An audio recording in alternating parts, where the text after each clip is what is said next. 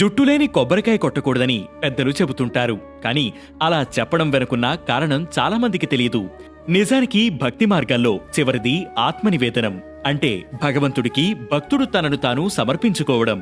అందుకే పూజ చేసిన తర్వాత కొబ్బరికాయను మన ఆత్మ స్వరూపంగా భావించి దైవానికి నైవేద్యంగా సమర్పిస్తారు. కొబ్బరికాయలోని ప్రతిదీ మన శరీరానికి లింకప్ అయి ఉంటుందని చెబుతారు. కొబ్బరికాయ మన శరీరానికి, కాయ పైనుంచి ఉండే పొర చర్మం, పీచు మాంసం, గట్టిగా ఉండే కొబ్బరి చిప్ప ఎముకలు, కొబ్బరి మనిషిలోని ధాతువు, కాయలోని నీళ్లు ప్రాణాధారమని విశ్వసిస్తారు. కొబ్బరికాయ పైన ఉండే 3 కన్నులు ఈడ, పింగళ, సుఘంన నాడులుగా చెబుతారు.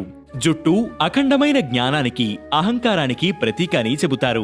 ఆత్మ నివేదనంటే భక్తుడు తనను తాను పూర్తిగా సమర్పించుకోవాలి. కాబట్టి పిలకలేని కొబ్బరికాయను దేవుడికి కొట్టడం దోషమని చెబుతారు.